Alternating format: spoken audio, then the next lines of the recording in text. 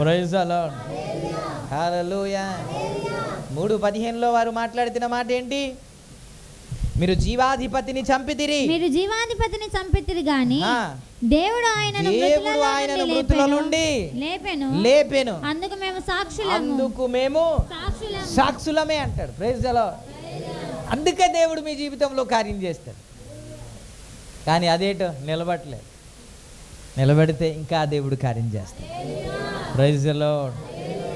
ఎందుకని వారిలో చిగురు ఆ దేవుడు పుట్టిస్తాడు అని అంటే, వారు ముసలితన మందు ఎందుకు చిగురుస్తారంటే ఆయన నామాన్ని ప్రసిద్ధి చేయడానికి. హల్లెలూయా, హల్లెలూయా. కాబట్టి ఈ చిగురు అందరిలో ఉండదంట, అందరిలో ఉండదంట. ఎందుకు ఇక్కడ మీరు ప్రోత్సహించబడి అక్కడికి వెళ్ళిన తర్వాత మామూలు అయిపోతున్నారు అన్నని తెలుసా? కొంతమంది వింటారంట, ఇక్కడ వినగానే భలే సంతోషిస్తారంట. బయటికి వెళ్ళిన తర్వాత ఒకడు వస్తాడంట, ఎవడాడు వాడు వచ్చి తీసుకొని వెళ్ళిపోతారంట. వాక్యం చెప్పారా? చెప్పారండి. ఎలా చెప్పారు? బాగా చెప్పారు. ఏం చెప్పారు? గుర్తుంటుందంట. ఎందుకంట? అది త్రోవ పక్కనే అంట. వచ్చేసి తీసుకుంటా. ప్రభు నామానికే మహిమ కలుగు. ఒక్క మాట చెప్పి ముగియ. యోబు గ్రంథం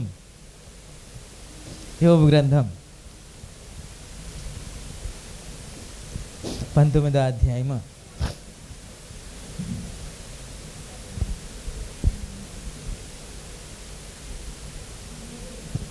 23 నుంచి చదువుదామా? రాయబడవలెనని నేనెంతో కోరుచున్నాను, అవి గ్రంథములో రాయబడవలెనని నేనెంతో కోరుచున్నాను. అవి ఇనుప పోగరుతో బండ మీద చెక్కబడి సీసముతో నింపబడి నిత్యము నిలవవలెనని నేనెంతో కోరుచున్నాను. అయితే నా విమోచకుడు సజీవుడనియు తరువాత ఆయన భూమి మీద నిలుచుననియు నేను ఎరుగుదును. ఇలాగూ నా చర్మము చీకిపోయిన తరువాత శరీరముతో నేను దేవుని చూచెదను, నా మట్టుకు నేనే చూచెదను, మరి ఎవరనో కాదు, నేనే కన్నులారా ఆయనను చూచెదను. ప్రభునామానికే మహిమ కలుగునుగా. చదివారు కానీ మీకు అర్థం కాలేదు. ఇప్పుడు కొంచెం నేను తీసుకెళ్తాను.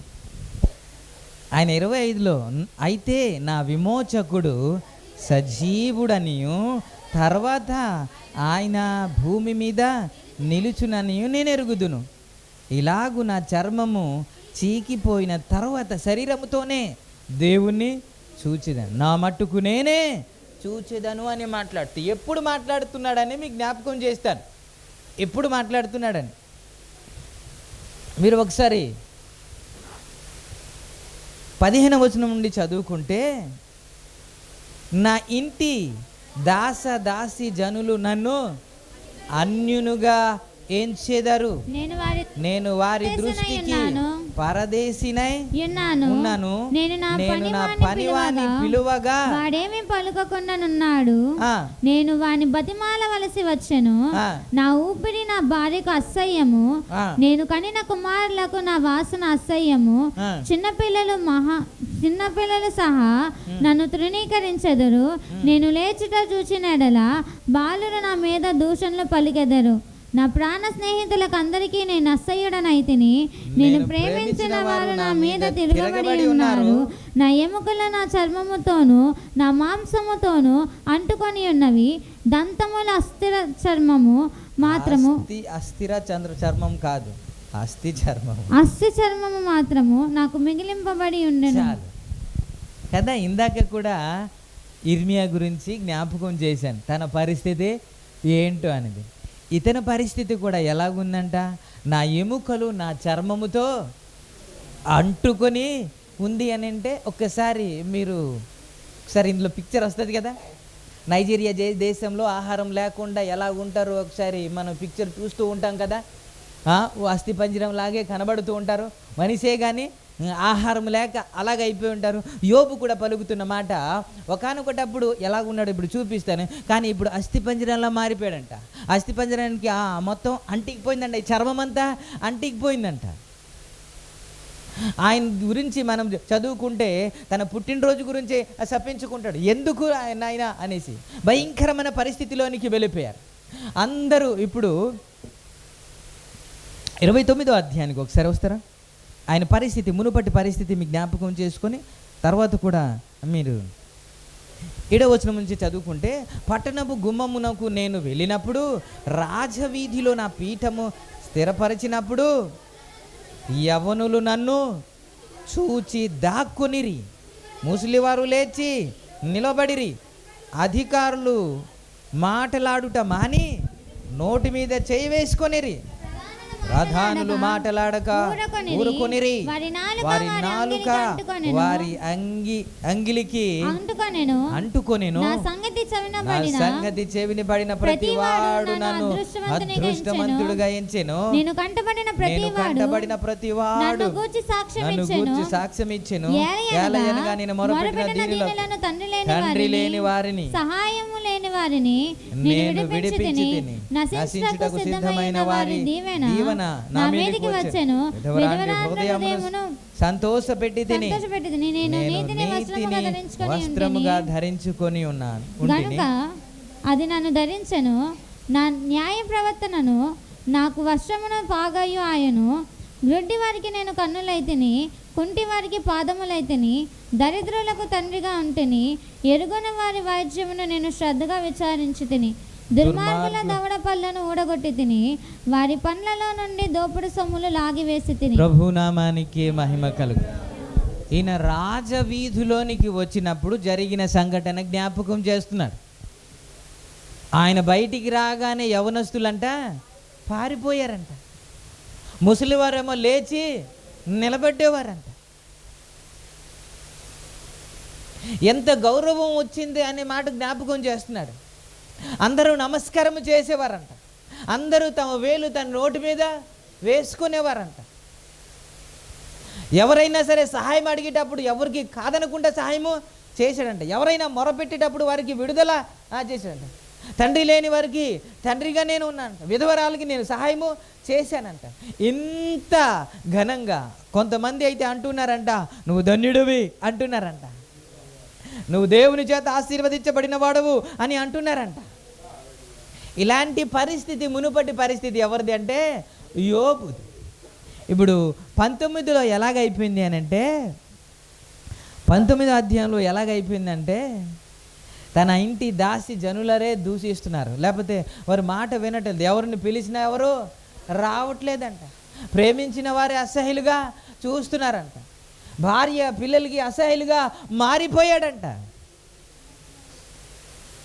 నిజమే కదా, డబ్బు ఉంటే ఒకలా చూస్తారు కదా, డబ్బు ఉంటే సలాం కొడతారు, డబ్బు లేకపోతే ధనముంటేనే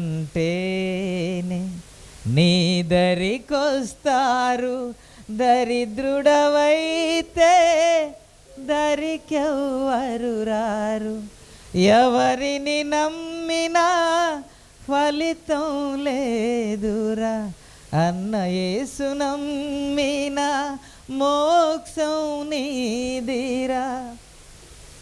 నిజమే, ఈ రోజుల్లో గౌరవం ఎలాగొస్తుందంటే, కారు ఉంటే, బంగ్లా ఉంటే, డబ్బు ఉంటే, హోదా ఉంటే, సూట్ ఉంటే, ఇంకా అన్నీ ఉంటే సలాం కొడతాం, మాయా అని వచ్చేస్తాం కదా. కానీ ఏవి లేకపోతే పట్టించుకోరు సార్. ఒకప్పుడేమో యోబుకి ఎంత ధనం ఉండేదో, ఆ టైంలో వెళ్తుంటే అందరూ సలాం చేసేవారు, నిలబడి నమస్కారం పెట్టేవారు, పడుచువారేమో దాక్కునేవారు, అయ్యో పెద్ద ఆయన వస్తున్నాడు మాట్లాడకూడదు, గౌరవం ఇవ్వాలి అన్నట్టు మాట్లాడేవారు. ఇలాంటి పరిస్థితి యోబుది. ఒక దినాన్ని ఎలాంటి స్థితికి దిగజారిపోయాడంటే, చిల్లిగవ్వ లేకుండా కూడా అయిపోయాడంట. ఆస్తి పోయింది, ఆరోగ్యము పోయింది. ఆ ఆరోగ్యం విషయంలో ఎలా ఉంది అనేది జ్ఞాపకం. మీరు దిట్టంగా ఉన్నారు కదండి అండి, అయినా ఏడుస్తారు ఎందుకు? యోబులాగా మనం అంటుకుపోలేదు కదా, అయినా ఏడుస్తారు ఎందుకు? దేవుడు ఇంకా మేలు చేయలేదని, అద్భుతాలు చేయలేదని. అలాగైతే దేవుడు యోబుని నిలబెట్టి ఇలా జరిగిందా నీకు అని అడుగుతాడు, అంతే కదా, అన్నీ చూపిస్తాడు. కానీ ఆ టైంలో ఆయన మాట్లాడుతున్న మాట ఏంటో తెలుసా? ఫ్రెండ్స్ వచ్చారు, ఫ్రెండ్స్ అయినా ఆదుకుంటారేమో, ఫ్రెండ్స్ అయినా సరే ఒక ధైర్యపు మాటలు చెబుతారేమో అంటే వాళ్ళు కూడా ఏమని అంటే నువ్వు పెద్ద నీతిమంతుడు అయితే నీకు ఇలా వస్తుందా, నువ్వు ఏదో కార్యం తేడాగా ఉన్నావు అందుకే ఇలా జరిగింది అంటున్నారు వాళ్ళు కూడా. ఎర్ర బాబు మీరైనా అర్థం చేసుకుంటారేమంటే మీరు ఎలా మాట్లాడుతున్నా ఇట్రా. ఇటు భార్య, ఇప్పుడు ఎవరైనా వదిలేసినా సరే భార్య మాత్రము కాటికి వెళ్ళే వరకు తోడుగా ఉండేది ఎవరు కదా. కానీ ఆ భార్య అంటుంది, చెయ్యి ఇంకా నమ్మకం పెట్టుకుంటావా, ఇంత జరిగిన తర్వాత ఇంకా దేవుడు ఉన్నాడు అంటావా, వదిలేయి, చచ్చిపో అంటుంది. ఇలాంటి భార్యలకి నమస్కారం, దేవునికి స్తోత్రం. భర్త ఇబ్బందులు ఉంటే సగభాగమైన భార్య ఏం చేయాలి, ధైర్యపరచాలి కదా, కన్నీళ్ళు తుడవాలి కదా, నేను ఉన్నాను కదా అనాలి కదా.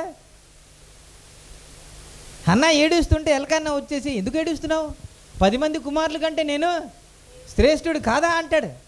అంటే నేనే నీ కుమారుడు అంటాడు భర్త వచ్చి ఓదారుస్తున్నాడు. మరి భార్య అలా ఓదార్చగల, నువ్వో ఉన్నావు ఎందుకు, ఒక పట్టు చీర లేదు ఏం లేదు పెళ్ళికి, పాపం కష్టపడిపోతాడు. ఎలా చేయాలి, ఎల్ఐసి ఎలా కట్టాలి, ఇల్లు ఎలా కట్టాలి, క్రిస్మస్కి ఎలా చేయాలి, ఇన్ని ఖర్చులు అయిపోతుందా నేను బాధపడుతుంటా, నువ్వు ఉన్నా ఎందుకు, పెళ్లి రోజు వచ్చింది ఏమీ లేదు ఆ పాత చీర అంటుంటారు వీళ్ళు. ఇలాంటి భార్యలకి ప్రైజ్ అర్థం చేసుకోవాలి కదా పరిస్థితి.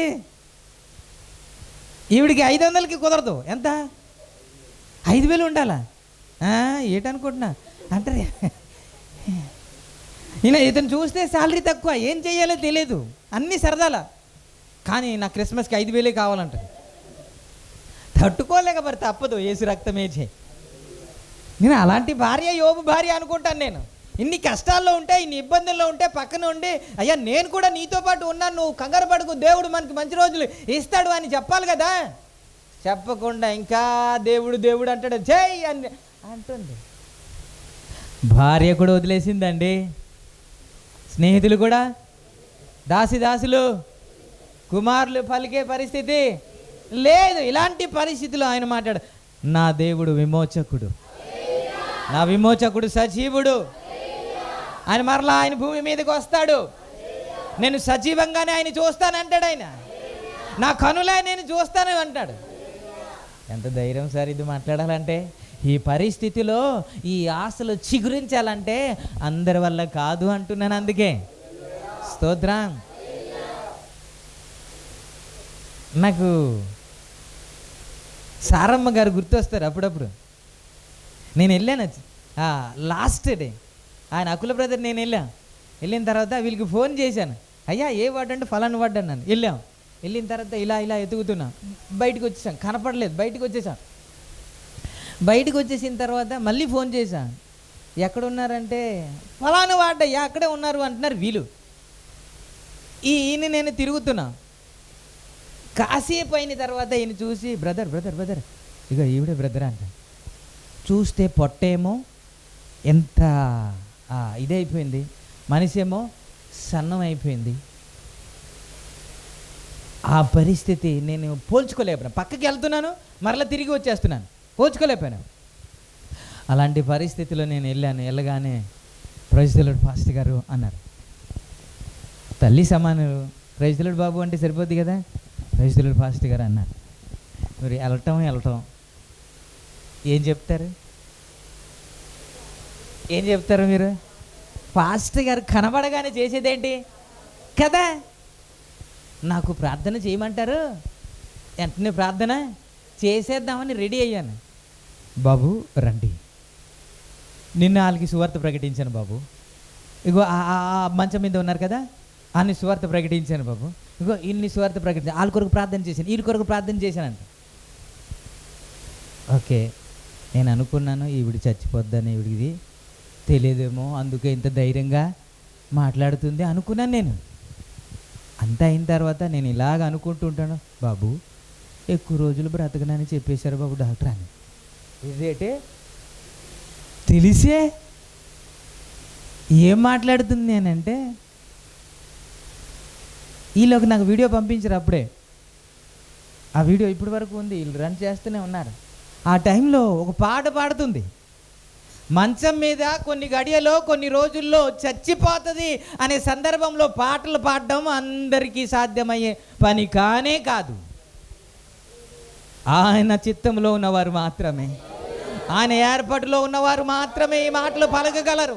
ఆయన ఉద్దేశంలో ఉన్నవారు మాత్రమే ఈ పాట పలకగలరు. కష్టంలో నా దేవుడు నాతో ఉన్నాడు అని ధైర్యంగా మాట్లాడేవారు అందరూ కాదయ్యా, అందరు కాదు. ఆయన ఏర్పాటులో ఎవరు ఉంటారో వారు మాత్రమే పలుకుతారు. ప్రార్థన చేయమనలేదు, నేనే కావాలని ప్రార్థన చేశాను.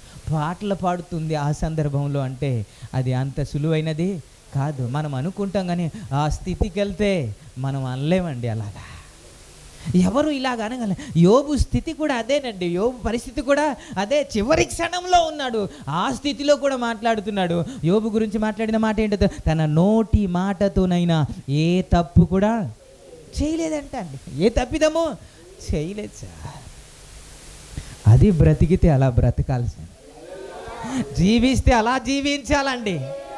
మేలు జరిగితే స్తోత్రం అనింది, కీడు జరిగితే ఏం దేవుడు మాయదారి దేవుడు అని అంటాం కాదు క్రైస్తవత్వం. మేలైనా కీడైనా సరే ఆయన విడిచిపెట్టే దేవుడు కాదు. ఎప్పుడైనా కార్యము చేస్తాడు అని నమ్మదగిన దేవుడు, ఆయన కృపగల దేవుడు. అందుకే మనం నిర్మూలం కాకుండా ఉన్నామని ధైర్యంతో చెప్పగలిగిన వారం. హల్లెలూయా. 12 కర్రలు తీసుకెళ్లారు దేవుని మందిరానికి. అందరూ వెళ్ళారు దేవుని మందిరానికి, అందరూ దేవుని వాక్యాన్ని విన్నారు. కానీ ఎవరిలో చిగురు పుట్టలేదు. ఎవరిలో చిగురు పుట్టింది తెలుసా? ఎవరైతే ఏర్పాటులో ఉన్నారో, ఎవరైతే దేవుని చిత్తంలో ఉన్నారో, ఎవరైతే దేవుని ఉద్దేశంలో ఉన్నారో, దేవుని ప్రణాళికలో ఎవరో ఉన్నారో, ఆ ఒక్క మాట వినగానే వారు చిగురిస్తారండి. వారి ఆశలు చిగురిస్తాయండి. హల్లెలూయా. మనం అనేస్తూ ఉంటాం, మనం పాడేస్తాం, కానీ మనకు అర్థం కాదు. మూఢైన బ్రతుకును చిగురింపజేసి అని పాడేస్తాం. మరి మూఢైన బ్రతుకు చిగురింపజేస్తాడని నీవు పాడగలిగితే, నీ బ్రతుకు మూఢైపోయినా సరే బాగు చేయగలిగిన సత్తా ఆయనకు ఉందని మీకు ఆ ధైర్యం ఉండాలి కదా. ఆరోగ్యం క్షీణించకపోయినా సరే, నీ చర్మము ఎముకలకు అంటికిపోయినా సరే, ఆరోగ్యం ఇచ్చే దేవుడు నీకున్నాడని సంగతి నీకు తెలియాలి కదా. అంత ధైర్యంగా మాట్లాడాలి కదా యోబులాగా, అంత ధైర్యంగా మాట్లాడాలి కదా ఇర్మియాలాగా. మాట్లాడలేదు కదా. అలాగూ ప్రభు మీకు అనుగ్రహించునుగాక, అట్టి నిరీక్షణ మీకు అనుగ్రహించునుగాక, అట్టి ఆశలు మీకు పుట్టించునుగాక, అట్టి చిగురు మీ అందరికీ దేవుడు పుట్టించునుగాక. ఈ మాటలు దేవుడు ఆశీర్వదించునుగాక. కళ్ళు మూసుకుందాం.